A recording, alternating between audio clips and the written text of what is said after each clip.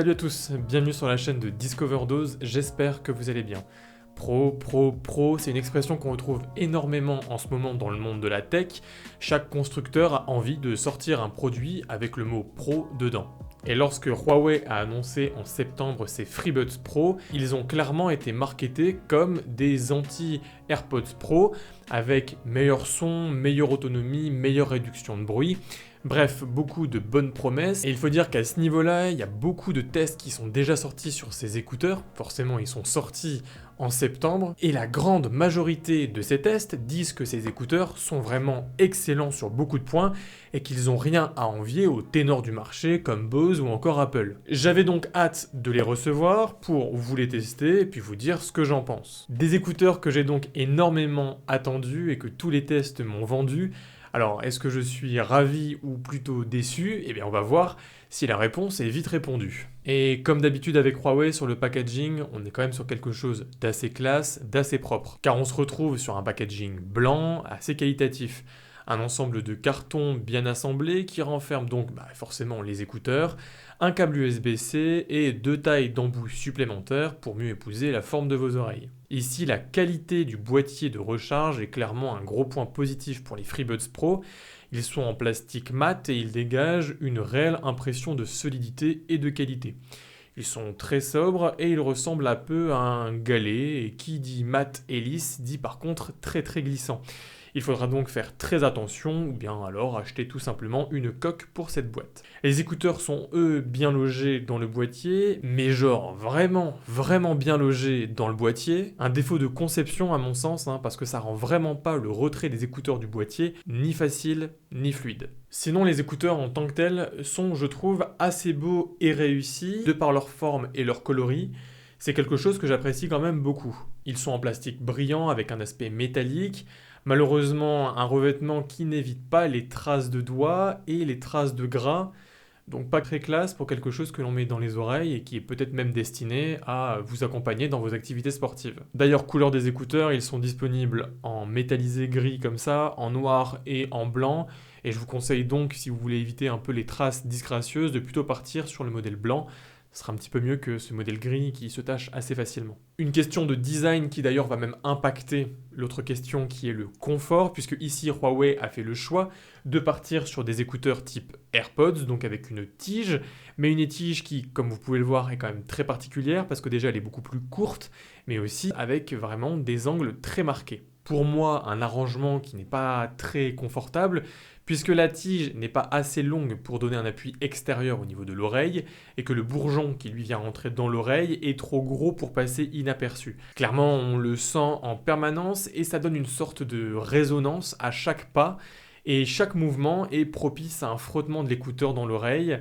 C'est vraiment pas des plus agréables. Et pendant mes activités sportives, j'ai même dû m'y reprendre à plusieurs fois pour les replacer parce que les écouteurs avaient tendance à glisser et un peu à sortir de leur position initiale. C'est des points qui sont assez frustrants sur des écouteurs qui, à la base, sont vendus 200 €. Un confort qui n'est pas non plus amélioré par une gestuelle qui passe par un bouton semi-tactile qui réagit au niveau de la tranche par un pincement. Donc pas d'appui simple, mais un mouvement plus complexe, moins intuitif, et on prend du temps avant de bien connaître l'emplacement de ce bouton.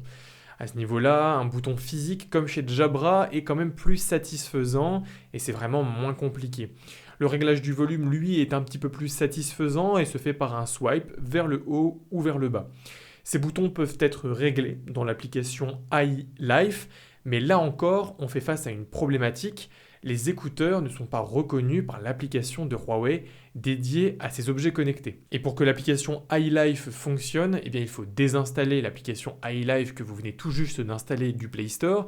Il faudra aller télécharger l'APK du store applicatif de Huawei, installer le store, puis installer l'application iLife directement sur ce store applicatif, et là, ça marche. Bref, c'est pas quelque chose d'extrêmement simple, et à ce niveau-là, encore une fois, c'est quand même dommage. Dommage surtout que cette application est indispensable pour connaître avec précision le pourcentage de batterie de chaque élément et de paramétrer les raccourcis. Mais des écouteurs, surtout dans cette gamme tarifaire, c'est surtout au niveau du son qu'on les attend, et clairement à ce niveau-là, les FreeBuds Pro ne déçoivent pas, avec une qualité qui est clairement au rendez-vous, un son qui est avec beaucoup de basse, mais globalement qui est très harmonieux, un son très rond mais agréable à écouter. On observe beaucoup de détails et les écouteurs tolèrent quand même assez bien les hauts volumes sans jamais saturer ou faire varier leur qualité. Enfin, autre point positif de ces FreeBuds Pro au niveau sonore, eh bien c'est tout simplement la qualité des micros.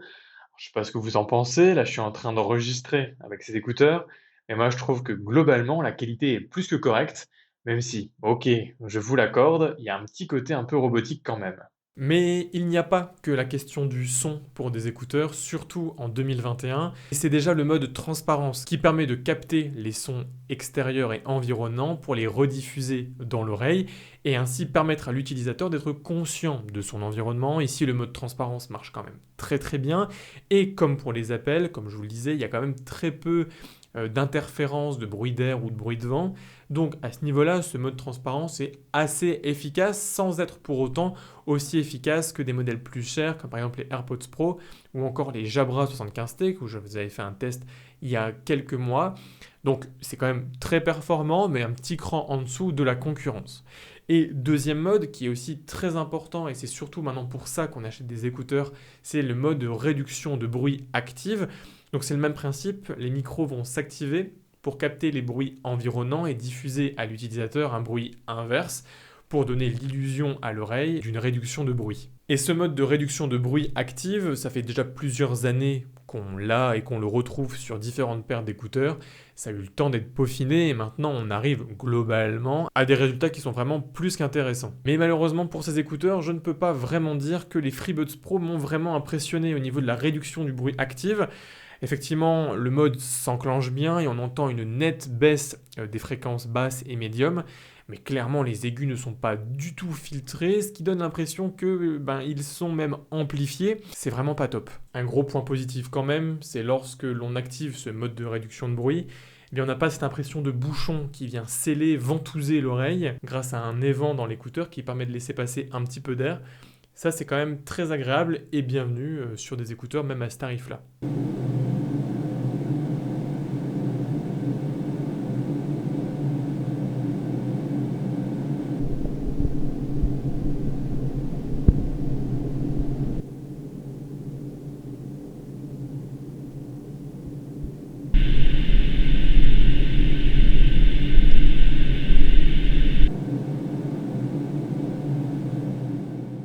Ensuite, concernant l'autonomie de ces écouteurs, ces FreeBuds Pro sont parmi les meilleurs écouteurs puisqu'ils peuvent tenir environ 6 à 7 heures, voire même plus en termes d'écoute, c'est vraiment excellent. En fait, c'est 2 fois mieux que les FreeBuds 3i que je vous avais présentés il y a maintenant un peu plus d'un mois. Et pour la recharge, on utilisera tout simplement un câble USB-C ou alors même la recharge sans fil, une fonctionnalité que j'attends énormément maintenant sur des écouteurs. Avec la démocratisation de cette technologie, même sur les téléphones, ce qui permet d'avoir la recharge sans fil inversée. Par contre, attention, le côté de recharge sans fil, il est situé à l'avant.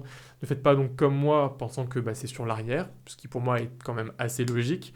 Non, non, ici, il faudra bien poser le boîtier vers l'avant sur le pad de recharge pour que ça marche. Et donc au final, qu'est-ce qu'on pense de ces FreeBuds Pro de chez Huawei? Je vous l'ai dit, j'en ai rêvé, je les ai attendus et finalement j'en suis quand même assez déçu. Question confort, réduction de bruit, application, bref, pas mal de petits points négatifs qui quand même viennent entacher l'expérience utilisateur. Pour autant, ça reste un test qui est quand même purement subjectif, notamment au niveau du confort. On est tous différents et on a tous des oreilles vraiment différentes. Les FreeBuds Pro sont donc pour moi une première tentative de Huawei dans l'audio haut de gamme. Une première tentative avec beaucoup d'idées intéressantes, mais une exécution qui manque de justesse. Me concernant, je vous conseillerais un petit peu plus de partir vers les FreeBuds 3i, des écouteurs que j'utilise toujours au quotidien et qui sont vraiment excellents, à part peut-être un petit peu sur l'autonomie, mais vraiment très bons sur tous les points. Et si ces écouteurs vous intéressent, je vous mets le test ici en fiche, et je vous mets aussi un lien d'achat en description, un lien d'achat que je vous mets aussi pour ces FreeBuds Pro, si jamais les 2-3 points négatifs que je vous ai donnés ne vous dérangent pas, puisque dans tous les cas, ces écouteurs proposent quand même une superbe qualité d'écoute. Et puis sinon, en attendant la prochaine vidéo, abonnez-vous si ce n'est pas encore fait, likez la vidéo si elle vous a plu, prenez soin de vous, mais restez curieux. Allez, salut!